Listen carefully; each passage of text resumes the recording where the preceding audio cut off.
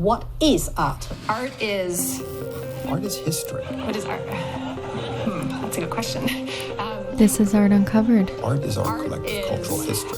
A weekly podcast that brings you interviews with an eclectic mix of artists and creators. Art is disappointing your parents. I'm your host, Kimberly. Grief is very spherical to me. It's not two-dimensional, flat experience. It is so, and it has to do with the loss of matter and the loss of form. And so sculpture felt like the right medium for me. That was the voice of my guest this week, Lydia Kern, who is a recent resident at Yaddo and a recipient of the Diane Gabriel Visual Artist Award. In this episode, we talk about how Lydia's work integrates her experiences of grief with an appreciation for collective human experience. We also talk about her appreciation for art and language and her studio rituals associated with the preparation of found objects. Stay with us. Welcome back, listeners. Thanks again for tuning in to this week's episode of Art Uncovered. This week, I am so honored to be here with Lydia Kern from Burlington, Vermont. Lydia, thanks for joining us. Thank you. I'm so happy to be here. Yeah, I'm so glad to connect with you. I love your work, and I mentioned off air, I love your writing and your writing style. It's very raw and, I don't know, kind of reminiscent of like automatic writing or stream of consciousness, things like this. So I really appreciate it, and I can't wait to talk about it. But to start, I'm wondering if we can maybe talk about your work in order to ground listeners. So your work to me seems to be inspired largely by religious iconography. So I'm curious, is your family religious growing up? Like, did you have a lot of contact with these, with churches or anything like this? Did. Yeah. I appreciate that question because I love learning about how artists become who they are and what they're drawn to. So I actually grew up in what at the time was called like the evangelical church, and which then later took a more like charismatic route in high school. And these are all really like niche identifiers for certain communities, but I was surrounded by a lot of storytelling and a lot of metaphors and a lot of ways of group connecting. And, I don't identify with those groups or those belief systems anymore, but or certainly not in the same way, but that sort of architecture stayed with me, kind of fit as I remade my own metaphors for making meaning. So you referenced language and stories. I wonder if we could maybe transition to talk a bit about some of the themes that tend to pop up in your work. I made a list of some of them. Let me see if I could find it here. I know grief is a big one. Loss. Do you want to add on to this list? Yeah, I think, at its simplest form, I'm just really interested in these intense emotional experiences that are a part of the human experience and moments that make us who we are, whether that's our family or loss or different experiences of love in our life. And I began making work as a way of creating a system of meaning and as a marker or memorial for loss. And that has kind of stayed with me throughout my practice, kind of thinking about points of impact a lot right now. Yeah. When you mentioned loss in one of your statements here that I was reading this morning, was it a sister that you lost a couple of years ago? Yeah. And it's really interesting how you can start from somewhere. It's like, I don't know. I think it was some ecologist, maybe it was John Muir, said something about like you pull the root out and you find that it's like connected to everything else. And deep grief is like that as well. Like some of our deepest emotions. My work is it's very emotional, but it starts at that seed. But if you delve deeper into that, I find it connects to all these other parts of life. So yeah, it was about a decade ago it'll be a decade this year that I like unexpectedly lost my younger sister. And I think a lot of my work like comes down to this really simple thing, which is like witnessing that something happened and that there's love that continues on after that and what to do with that. And I think that has to do with like a lot of the preservation that you see in my work. Like there's an acknowledgement of like the fragility of life, but also how precious it is. And like, it's not, yeah, grief is very spherical to me. It's not two-dimensional flat experience. It like is so, and it has to do with the loss of matter and the loss of form. And so sculpture felt like the right medium for me in that way, because it is like this creating new relationships with different sorts of materials. So yeah, that sort of externalization has been important to me. And I've just had a lot of powerful experiences. The work acts as a mirror or a witnesser for me, but it also, in certain situations, the best moments are when people feel witnessed by my work or something resonates emotionally for them too. So I love that. That's art at its best. Yeah. Yeah. A lot of these things a lot of these are just statements about what art in general can do. Like that's about my work. So take whatever you want from that. Yeah, I'm actually I would love to, if you're okay with it, read this passage that I saw. I think it was in relation to one of your more recent bodies of work. And when we first started talking, I mentioned my love of your writing style. So is it okay if I read a little segment? Okay, so listeners, it's going to be slightly fragmented, so some sentences might not be in full, but you'll certainly be able to get the gist of it.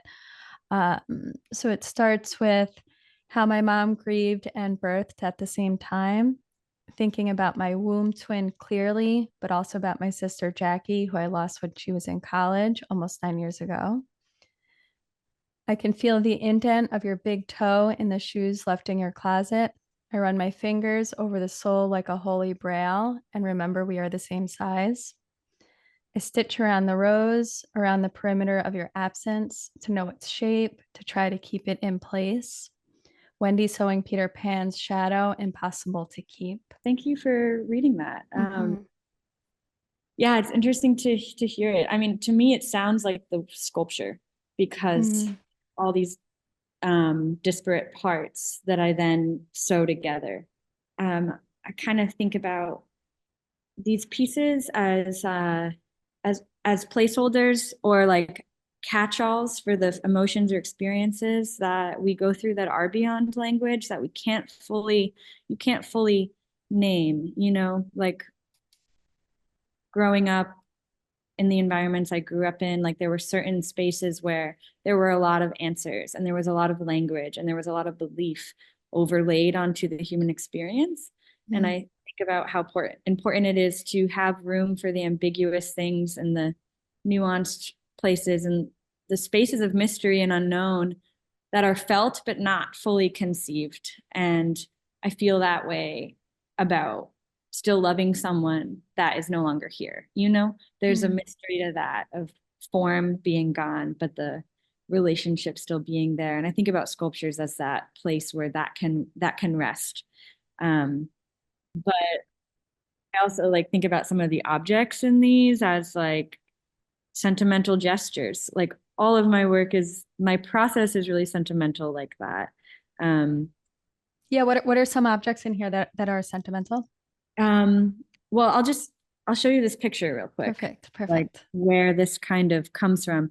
This is an image I took in the first 2 weeks after my sister's passing of a pile of envelopes from condolence cards that my parents were opening in the pile of feet. And it really struck me because so many people said like, there are no words for your loss, but blah, blah, blah. So we do the gesture as humans to hold something that is too big. It's emotional. It's a life event that's too large for words. And so I think about these objects in there like that as well. It's all the center, like the placing of everything. Like And it's cool because sometimes I'll be working on a piece and then materials will come to me while I'm making it that align with what I'm thinking about. And I love those moments. Oh, that's amazing. It's so, it's fun. And like for instance, this piece in really simple terms, it's about my mom's pregnancy when she was having me. So I had a womb twin that disappeared around like 6 months. And so my mom's ultrasound is in there. And so I like to use these really finite, deeply personal experiences to relate to these larger shared human experiences of like, what does it mean to exist and but still be connected to an absence where part of yourself is connected to something or someone that's no longer there or something unseen. And what does it mean to desire that, but have it not be fully there still? So this is kind of a self-portrait. And there's this rose that's wrapped up in embalming thread. Oh, wow. Um, There's and also references here to what I read in that short text, like I think something like threading or sewing around a rose. yeah, in the left-hand window, you can kind of see I'm like sewing the silhouette of that rose kind of goes throughout. And so thinking about like tracing an absence or trying to hold on to something that can't be held down or trying to grasp at something that you can't fully hold. Mm. And I also have my little like high drama holes in the left-hand piece. I've recently got a blowtorch and I love it. Um, if you look, you can't really see it very well in the images, but there's a spider web that I sewed in between, and that was really fun. I just watched a YouTube video of how spiders do it, and I'm thinking about like what does it mean to like make your home within the whole of something? Like what does it mean to make a home within the point of impact and have that home be made from your out of your own body? And yeah, and then this I'm thinking about the womb in this piece and my mom's womb and like returning to a wanting to return to a place that you can't go back to, but it's still with you, that like distant memory too. Very beautiful. I have so many follow-up questions Yeah, I wanna ask you. So one, I'm curious if did your artistic practice start after the unexpected loss of your sister, or were you making work even prior to that? I was like very casually making work. Okay. But I don't really do anything very casually. So um yeah, I mean, I was always interested in making work, and there was an artist in my town growing up that had a studio, North Star Studio, Jack Faniff. It was really cool to like witness his practice as a middle schooler, and then I would just go there after school sometime and make work, and he taught classes. But I mostly studied social work at U. Oh, But I was really drawn to objects in my sculpture one class with Nancy Dwyer. And so that was formative, but it was cool. So I had a taste, but it was my senior year that, yeah, that she passed. And so it just felt like it felt really clear that like when this happened and it was very world rearranging, like it felt very clear that like being with the people I cared about and making work made sense to me when like having a 5-year plan certainly did not. yeah, So that's great. yeah. That's great. Yeah, I guess the other question I wanted to ask in regards to all the screen shares that we did is the sourcing of your material. 'Cause I read this amazing statement on your website that your work has led you to like forge things like dumpsters and compost piles and things like this. I'm wondering if you could talk a bit about this journey for objects or for the perfect object, or what is it like sourcing these things? Yeah. It varies a lot based on the project, but I kind of always have my eyes open, and it is just like a way of moving through the world. Like sometimes I'll find an object, and it'll stay on my shelf or on my materials queue for like years. And then other times it'll go immediately into a work. Or sometimes I'll like source something from eBay if I need something really specific. And it's really confusing the algorithm. Like I've had times where it thinks that I'm a medical student because I've ordered it thinks I'm a musician ordering a symbol. I'm like, no, none of the above. But it's also really special when, like, I don't know, over the years I've had multiple situations where friends will bring me objects or be like, do you want this? Are you interested in this? And so it's fun to have that sort of exchange, because then the object has more of a little micro history to it that is relational and connective between me and someone that I care about as well. But I also like processing objects and materials is a big part of my work, like, and the sentimentality in that and the care that goes into preparing materials. It's not dissimilar to like caring for someone you love or a body, I think a lot about how separated we are in our modern burial practices and how sanitized it is, and how connecting with that loss and someone we love. I didn't have that opportunity when I lost my sister, but I do think about just these really like those visceral moments in life that, we're really stripped of in our current late capitalist culture. But yeah, just like the methodical caring for materials is soothing for me. And in that way, for me, that I feel like that goes into the work. So last year I was collecting like hundreds and thousands of flowers for a public work that I'm making for Burlington, and the process of like going to farms or the side of the road or receiving flowers from friends and like burying them in silica and unearthing them and organizing them and categorizing, and that all has a lot of meaning for me. And I guess I'll show you, like, this is this is like what I love it. That's kind of, it looks like a pile of stuff, but it is organized in my mind. Objects will kind of, and like those are a bunch of flowers over there. So things will kind of stay in waiting until their time. That's great to have them around. That's great.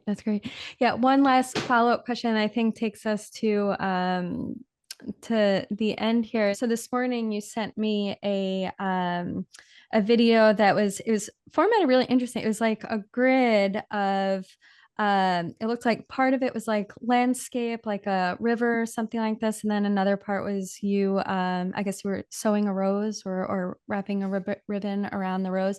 And you said this is one of your most recent works. I'm going to do a screen share maybe while you talk about it, if you're cool with that. Yeah. Okay, so what do we have going on here?